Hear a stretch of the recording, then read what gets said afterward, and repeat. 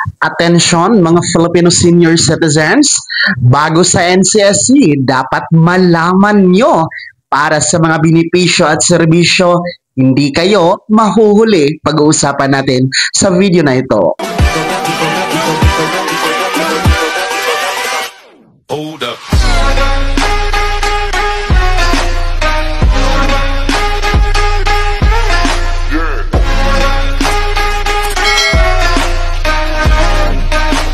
Hello mga ka-vlogs, welcome dito sa aking YouTube channel. Magandang araw po sa lahat ng mga manonood. Saan po kayong dako sa mundo?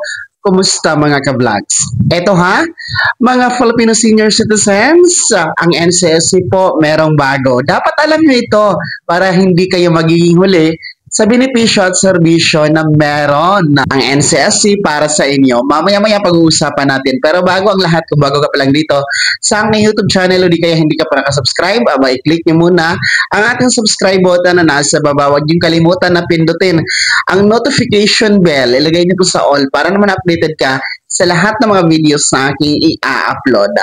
So, ito na nga po, no, mga Filipino senior citizens, ang National Commission of Senior Citizens or NCSC Central Office ay nagpapaabot po ng mahalagang anunsyo para sa inyo dahil meron na po silang bagong opisina na lilipatan. Ayon sa official Facebook page ng NCSC, ang bagong address na meron po ang central office nito ay nasa the Upper Class Tower, Quezon Avenue, corner Scout Trias Street, Diliman, Quezon City, Metro Manila. So yan po ang pinakabagong address ng National Commission of Senior Citizen Central Office at simula na po yan ngayong March 31, 2025. Ngayong Lunes na po yan mga ka-vlogs. Kaya nga po nagpapaalala ang NCSC na kung kayo po ay tumatawag sa kanilang hotline numbers, baka po matagalan ang pagsagot, ay humihingi po sila ng paunawa dahil lilipat nga po sila, no? And kasama na nga po sa ipaprocess yung kanilang mga hotline numbers na ililipat doon sa bagong address. Kaya kunting paunawa lamang. And sa Lunes naman po ay formal na lilipat na nasa bagong pwesto na, bagong address ang NCSC. Kaya mahalagang anunsyo ito para po kung sakaling meron kayong idudulog na mga concerns, particular mga services and benefits sa central office ng NCSC, dapat alam nyo ang bagong address nito. Uulitin ko ha, starting ngayong Lunes, March 31, 2025, ang National Commission of Senior Citizens Central Office ay nasa bagong address na. Nasa Upper Class Tower, Quezon Avenue, corner Scout Trias Street, Diliman, Quezon City, Metro Manila.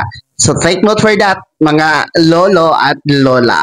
Kaya naman mga Filipino senior citizen, ano po yung komento at reaction sa balitang ito? Ibahagi niyo po sa comment section na nasa baba. Makilakip ng buong pangalan at kung taga saan kayo. Bago ako magtapos sa video na to, kung gusto niyo pong sumuporta sa aking YouTube channel, maaari niyo pong i-click ang ating super thanks button na nasa baba. Sa mga gusto maging miyembro, pwede po i-click yung ating join button. Maraming perks dyan mga ka-vlogs. Be my member now. Sana naging gabay ang video na to kahit paano na pag-uusapan natin ang mga mahalagang kaganapan na may kinalaman sa ayuda, programa at benepisyo ng ating mga senior citizen. Kung hindi ka po nakasubscribe dito sa aking YouTube channel, maaari nyo nang i-click ang ating subscribe button na nasa baba. Huwag yung kalimutan na pindutin ang notification bell, ilagay niyo po sa all para naman updated ka sa lahat ng mga videos na aking i-upload. Maaari nyo rin i-like ang video na to at kung meron ka pa mga katanungan, maaari nyo i-komento sa comment section na nasa baba. Paki-follow na din po ang aking official Facebook page na nasa screen nyo. Muli po ako si Daniel Timpawan na nagsasabing dito sa aking YouTube channel, pawang katotohanan at lahat, totoo lamang.